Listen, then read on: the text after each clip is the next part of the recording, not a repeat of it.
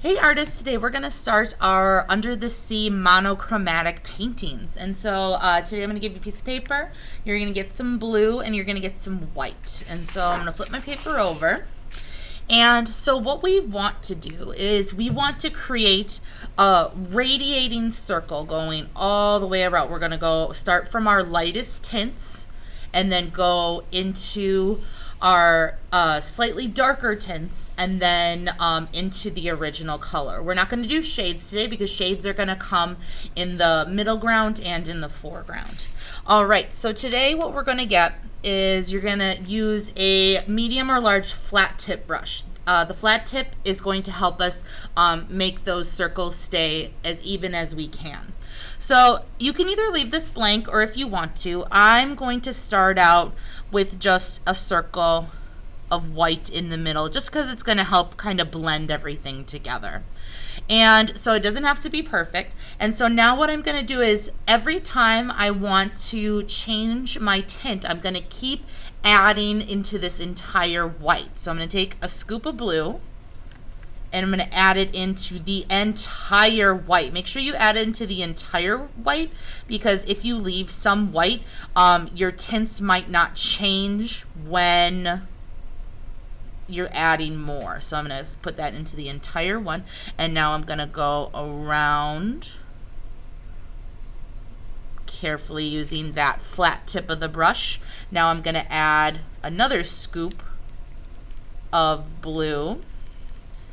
And the big thing what we want to notice is we want to notice a difference. And I definitely notice a difference. And so when you're doing, when you're painting with the brush, you want to overlap a little bit of the tint you did before so there's not any white paper spaces.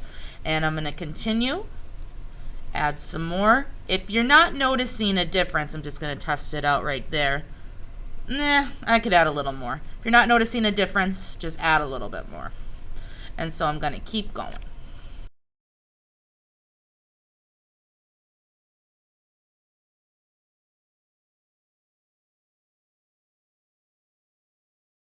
All right, so now what happened was I used all of my blue. So now it is a tint of blue, but it's mostly like our original color blue.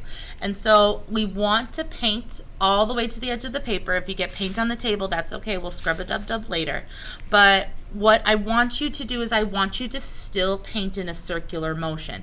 I'm going to show you what I don't want you to do. So when you paint, I don't want you to paint straight, like up and down, right, like this to fill the page.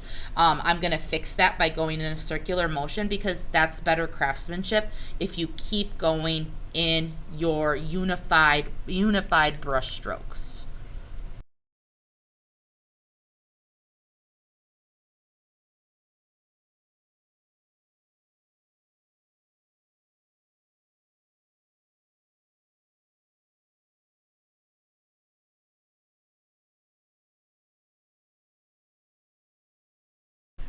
All right, so now we're going to put this on the drying rack, let it dry, and then next time we will talk about our shades and the details that we're going to do for our sea creatures.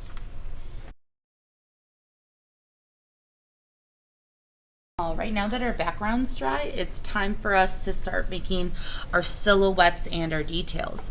And so remember, a silhouette is a shape with no inner detail. So you don't need to draw any details in your silhouette. So I'm going to have you bring your Chromebook so you can look up different images of different sea creatures, because you can personalize this to how you want. So how this is going to look is like we're at the very bottom of the ocean floor and we're looking up. And so what you can do is I'm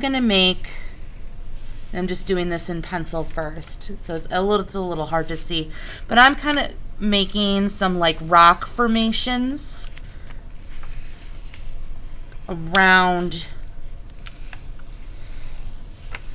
my painting, and some seaweed's going to be coming up, and then like now I'm going to draw my turtle that I want on there. You don't have to have a turtle if you don't want to on there. Let me draw this in Sharpie just so you guys can see a little better. So like I have the head of my turtle, I have the body of my turtle, I have his flippers. And then I have his little tail. And so that'll all be darkened in with paint. And I'm going to continue drawing, and then I'm going to paint in my silhouettes.